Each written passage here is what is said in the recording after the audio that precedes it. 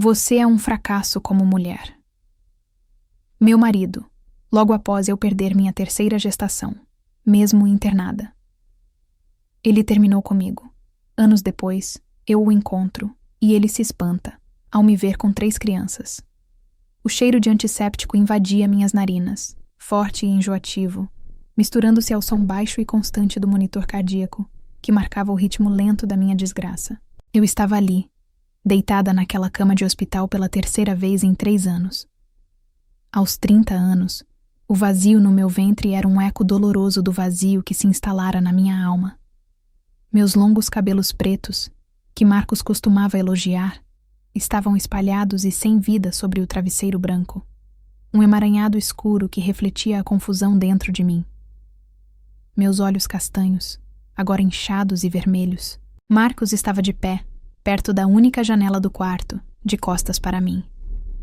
A luz cinzenta do fim de tarde desenhava sua silhueta, e eu podia ver a tensão em seus ombros, a rigidez de sua postura.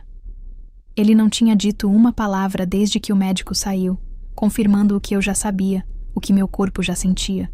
Outra perda, outro sonho desfeito. Eu ansiava por um gesto de carinho, um abraço apertado, uma mão que segurasse a minha e dissesse que passaríamos por isso juntos, como sempre prometemos.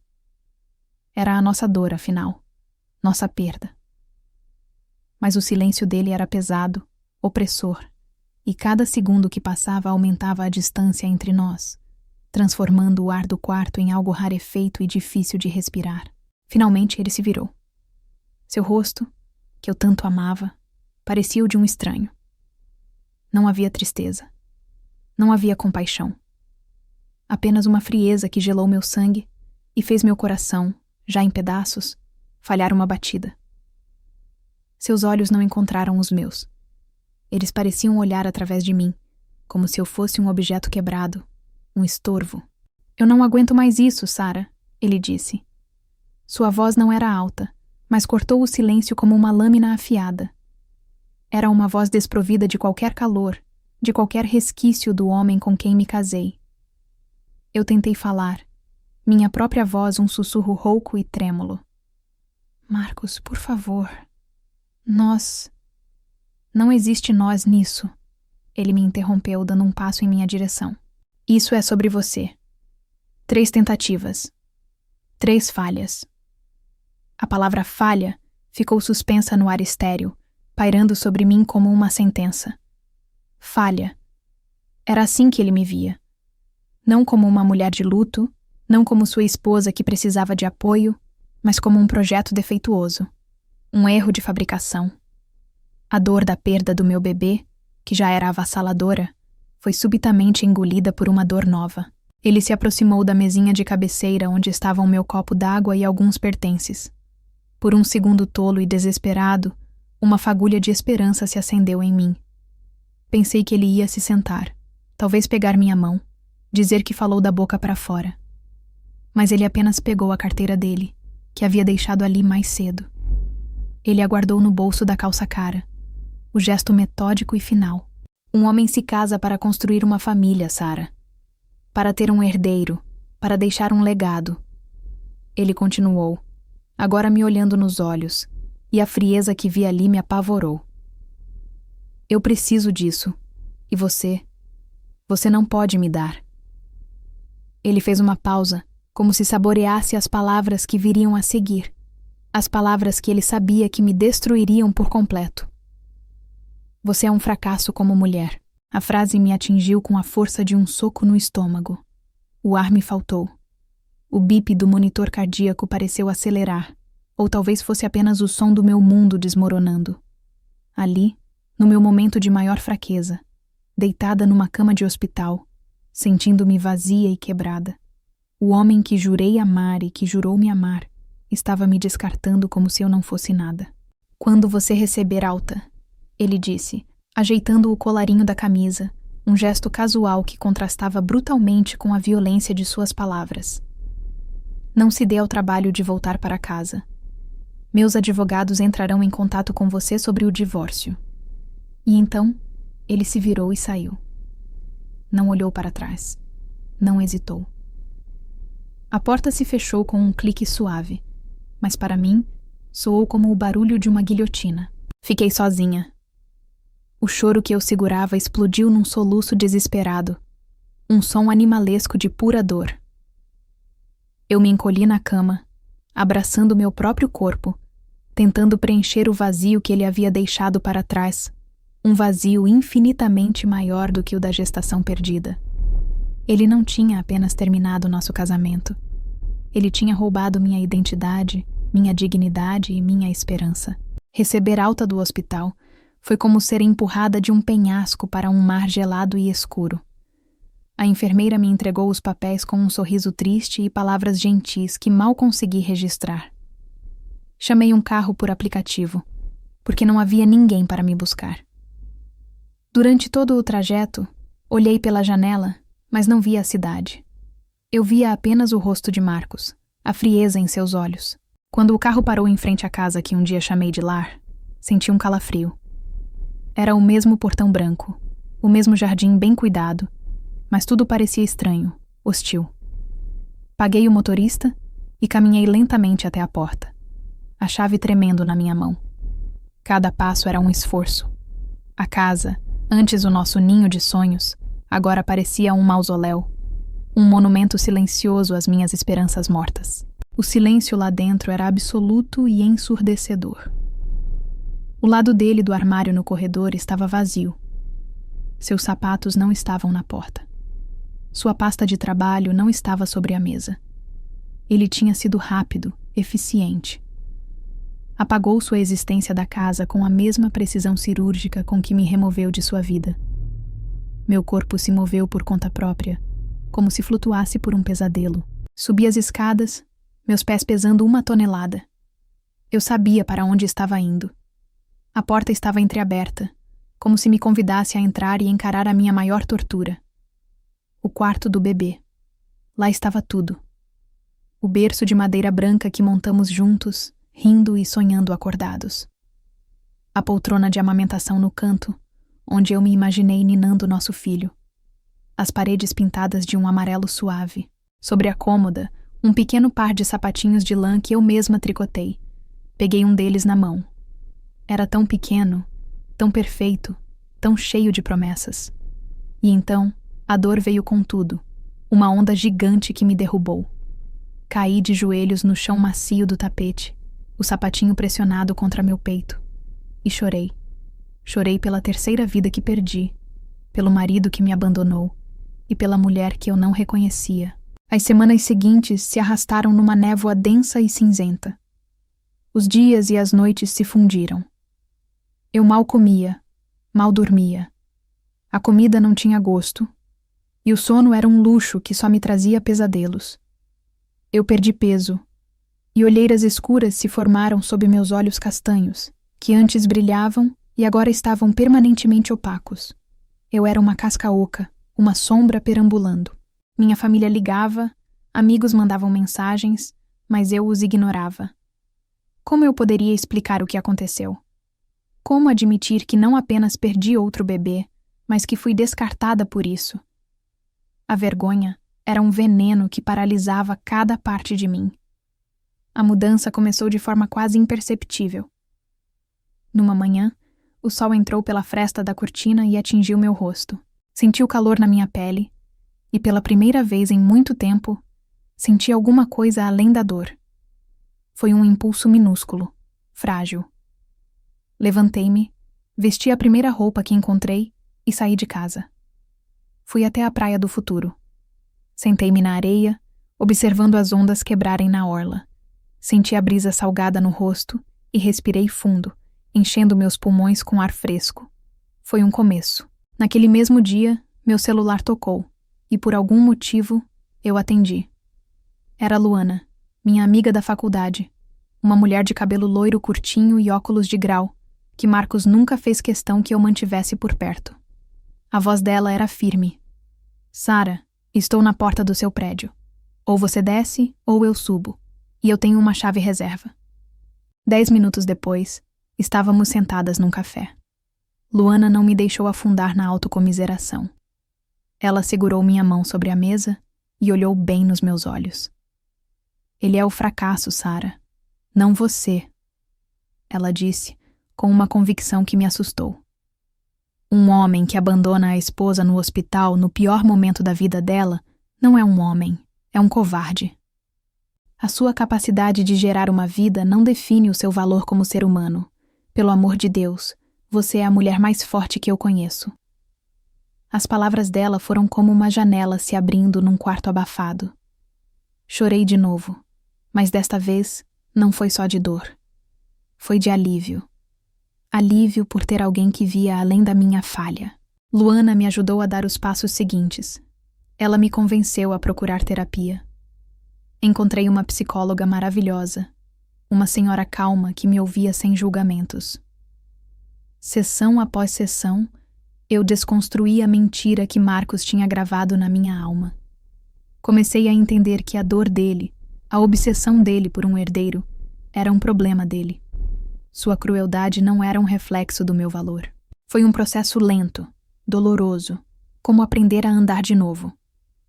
Vendi a casa, que guardava tantas memórias ruins, e me mudei para um apartamento menor, mais claro, só meu.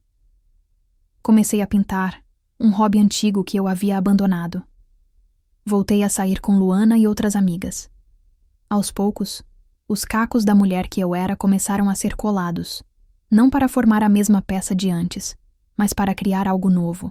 Passaram-se 2 anos. 2 anos em que me dediquei a mim mesma, à minha cura e à descoberta de quem era Sarah sem ser a esposa de alguém ou uma mulher tentando engravidar.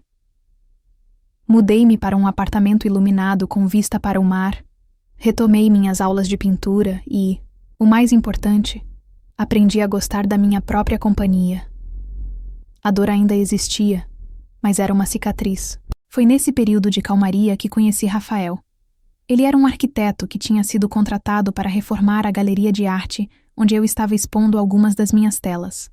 Diferente de Marcos, que era sempre imponente e barulhento, Rafael era quieto, observador, com um sorriso gentil que parecia alcançar seus olhos. Ele não olhou para mim com pena ou curiosidade mórbida. Nosso amor não foi uma explosão, mas uma chama que cresceu lenta e firmemente. Foi construído com conversas longas durante o jantar, passeios de mãos dadas na beira da praia e um respeito mútuo que eu nunca havia conhecido. Com ele, eu me sentia segura. Segura para ser vulnerável, para compartilhar minhas cicatrizes sem medo de ser julgada. Uma noite, estávamos sentados na varanda do meu apartamento, olhando as luzes da cidade. A coragem, alimentada pelo amor e pela segurança que ele me passava, borbulhou dentro de mim. Rafael, comecei, a voz um pouco trêmula. Eu preciso te dizer uma coisa. Eu ainda sonho em ser mãe. Mas depois de tudo o que passei, a ideia de tentar engravidar de novo me apavora. Ele ficou em silêncio por um momento, apenas me olhando. Então, ele pegou minha mão e a beijou suavemente. Sarah, eu me apaixonei por você. Pela sua força, sua arte, seu coração. Se você quer ser mãe, então eu quero ser pai com você. Ele sorriu, e aquele sorriso dissipou todas as minhas inseguranças. Famílias são construídas com amor, de todas as formas possíveis. Já pensou em adoção? A palavra pairou no ar, cheia de possibilidades. Adoção. Não era um prêmio de consolação, como eu talvez tivesse pensado no passado. Com Rafael, parecia o caminho mais natural e bonito do mundo. Entramos na fila de adoção com o coração aberto. O processo foi longo, cheio de ansiedade e burocracia, mas o enfrentamos juntos. E então, quase um ano depois, recebemos a ligação que mudaria nossas vidas. Havia uma menina de 4 anos precisando de um lar. O nome dela era Isabela. No dia em que a conhecemos no abrigo, meu coração parecia que ia sair pela boca. Ela era pequena, com longos cabelos pretos e lisos que caíam sobre os ombros. Mas o que nos prendeu foram seus olhos, de um azul profundo e surpreendente, cheios de uma curiosidade cautelosa. Quando ela sorriu, eu soube. Isabela nos ensinou a ser pais. Ela nos ensinou sobre paciência, sobre o poder de um abraço e sobre como o amor pode curar feridas que nem sabíamos que existiam. Nossa casa, antes o refúgio silencioso de um casal, encheu-se de risadas, de brinquedos espalhados e da voz doce dela nos chamando de mamãe e papai. Um ano depois, sentimos que nosso coração e nossa casa tinham espaço para mais. Foi quando conhecemos Léo, um garotinho de 5 anos cheio de uma energia contagiante, que precisava de uma família. Ele chegou como um pequeno furacão, e desde o primeiro dia, ele e Isabela se tornaram inseparáveis, uma dupla barulhenta e feliz que completava nossa rotina. Eu era mãe de 2. Eu, Sara, a mulher que um dia acreditou ser um fracasso, tinha 2 filhos maravilhosos.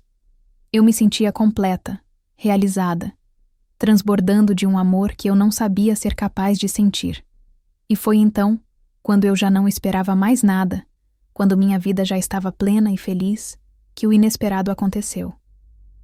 Sem a pressão, sem o estresse, sem a angústia que marcaram meu antigo casamento, eu engravidei. A descoberta me deixou em choque.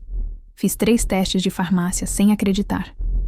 O medo tentou se instalar, um fantasma do passado batendo à porta.